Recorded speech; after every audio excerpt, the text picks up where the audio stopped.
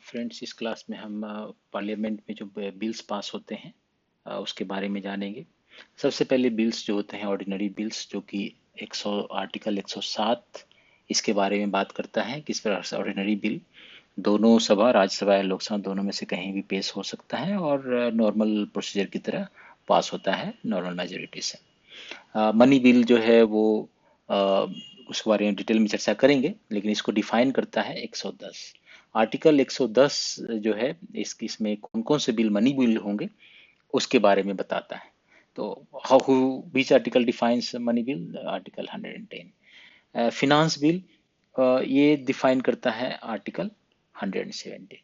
वो बिल्स जिसमें provisions of money bill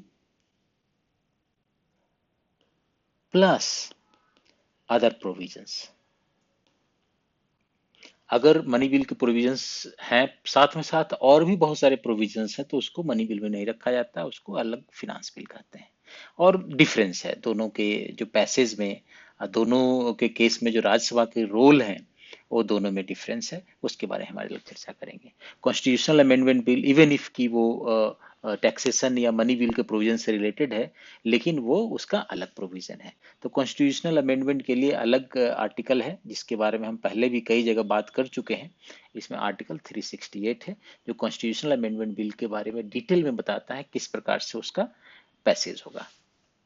अगर ज्वाइंट सीटिंग की हम बात करते हैं कि किसी भी बिल के संबंध में अगर पार्लियामेंट में पड़ा पेंडिंग है, बिल पेंडिंग है राज्यसभा या लोकसभा, और वो पास नहीं कर रही है, वो लेके बिल 6 महीने से ज्यादा हो गए हैं, तो प्रेसिडेंट जो है वो ज्वाइंट सीटिंग कॉल करेगा।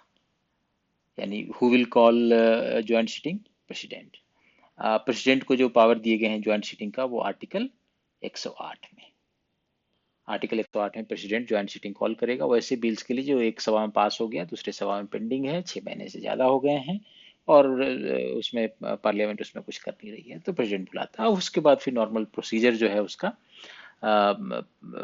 वो मेजोरिटी के साथ उसको पास किया जा सकता है। कई बार ये होता है कि ज्वाइंट सीटिंग बुलाया जाता है कि आ, अगर एक सभा में जो गवर्नमेंट है उसका मेजोरिटी है हाउस ऑफ पीपल में, लेकिन राज्यसभा में नहीं है, तो उसमें राज्यसभा को बाईपास करने के लिए ज्वाइंट सीटिंग बुलाया जाता है।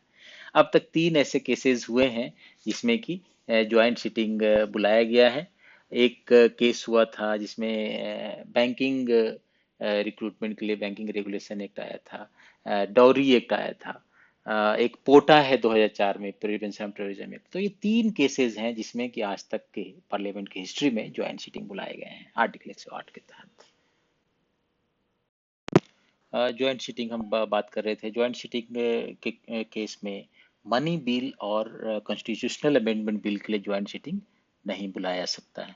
तो ज्वाइंट सीटिंग का एक्सेप्शंस जो है, exceptions of joint sitting, that is money bill and constitutional amendment bill.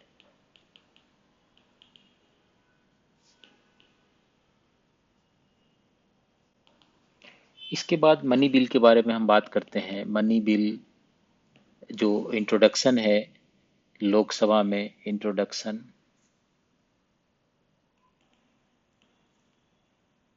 Only in Lok Sabha, not in Rajya Sabha, ये बात करता है आर्टिकल 109।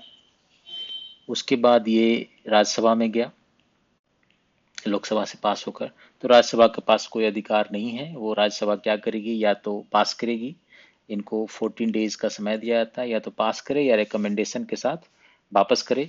अब पार्लियामेंट लोकसभा पे डिपेंड करता है रिकमेंडेशन को मानती है नहीं मानती है। मान लेती है तो पास समझा जाए, नहीं मानती है तो भी पास समझा जाए। तो राज्यसभा के पास 14 डेज का समय होता है। No, there is no power lies with Rajya Sabha.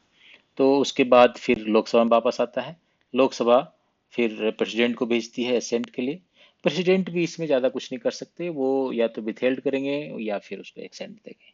इसमें चूंकि एनुअल बजट से रिलेटेड चीज़ें होती है, टैक्सेशन, तो प्रेसिडेंट तत्काल उसको एसेंट देना ही होता है, वो भी उसको रिकंसिडरेशन के लिए वापस नहीं कर सकते।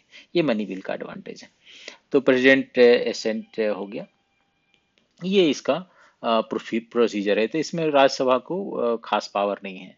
बाकी अन्य बिल्स में, ऑर्डिनरी बिल्स जो होते हैं उसमें दोनों में से कहीं भी ये हो सकता है। और राज्यसभा को भी इक्वल पावर होते हैं। इसमें एक इम्पॉर्टेंट जो है सर्टिफिकेशन, सर्टिफाई कौन करेगा कि ये मनी बिल है या कौन है।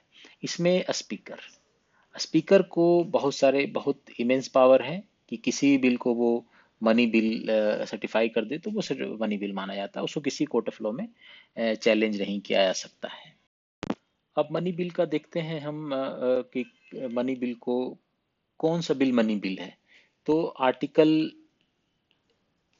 110 A2G ये डिफाइन करता है कौन बिल मनी बिल होगा। तो इसमें टैक्सेशन एक मैटर है, कंसोलिडेटेड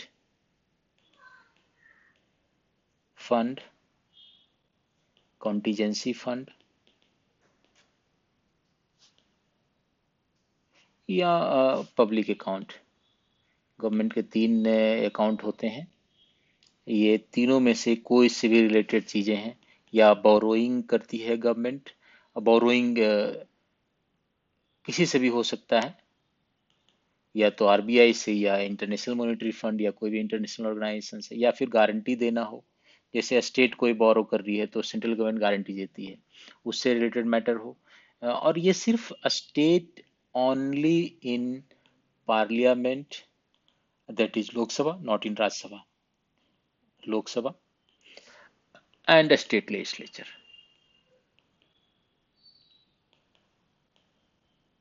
यही दोनों जगह ये मनी बिल आ सकता है। लोकल जो बॉडीज होते हैं उसमें मनी बिल का कोई कॉन्सेप्ट नहीं है, वो मनी बिल नहीं कहा जाएगा उसको।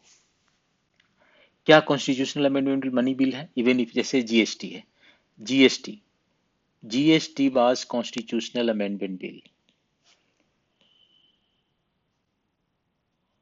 तो इवन इफ के टैक्सेशन से रिलेटेड है, लेकिन ये मनी बिल नहीं है, नॉट ए मनी बिल, ये याद रखिएगा। ये 101st अमेंडमेंट से ये जीएसटी पास किया गया है। और ये जो जीएसटी बिल था वो मनी बिल नहीं था, कॉन्स्टिट्यूशनल अमेंडमेंट बिल है। इसमें आधे से ज़्यादा स्टेट से भी रेटिफिकेशन लेना पड़ा और 2/3 मेजोरिटी, स्पेशल मेजोरिटी से ये ये बिल पास किया गया। तो ये बहुत इंपॉर्टेंट है। अगर ये पूछा जाए 101st अमेंडमेंट किससे रिलेटेड है, जीएसटी, क्या या मनी बिल था? नहीं था, ये कॉन्स्टिट्यूशनल अमेंडमेंट बिल है। तो इसके लिए बिल के लिए कौन सा आर्टिकल के तहत ये पास हुआ? आर्टिकल 368। ये आर्टिकल 110 के अंदर डिफाइन नहीं किया जाएगा मनी बिल, या स्पीकर से सर्टिफिकेशन की जरूरत नहीं है। या फिर जैसे मनी बिल को पेश करने के लिए प्रेसिडेंट से के रिकमेंडेशन की जरूरत पड़ती है, तो वो प्रेसिडेंट के रिकमेंडेशन ये कॉन्स्टिट्यूशनल अमेंडमेंट बिल के लिए आवश्यकता नहीं है, मनी बिल के लिए आवश्यकता होती है। ये हो गया मनी बिल, तो याद रखिएगा। कौन सर्टिफाई करता है? स्पीकर। अब एक होता है फिनांस बिल, ये आर्टिकल 117 फिनांस बिल को डिफाइन करता है। Money bill, provisions of money bill plus other provisions, तो उसको हम फिनांस बिल कहते हैं, क्योंकि इसमें अदर आइटम्स भी हैं मनी बिल के प्रोविजंस के साथ अलावा। तो 117 में फिनांस बिल की तरह पास होता है। अब फिनांस बिल के लिए स्पीकर के सर्टिफिकेशन की जरूरत नहीं होती है। ये दोनों राज्यसभा या लोकसभा दोनों में से कहीं भी पेश किया जा सकता है। लेकिन हाँ, एक चीज है, प्रेसिडेंट के रिकमेंडेशन की जरूरत पड़ती है क्योंकि ये फिनांस बिल है। लेकिन सर्टिफिकेशन की जरूरत नहीं पड़ती है और राज्यसभा में भी पेश हो सकता है। ये फिनांस बिल है। Thank you friends.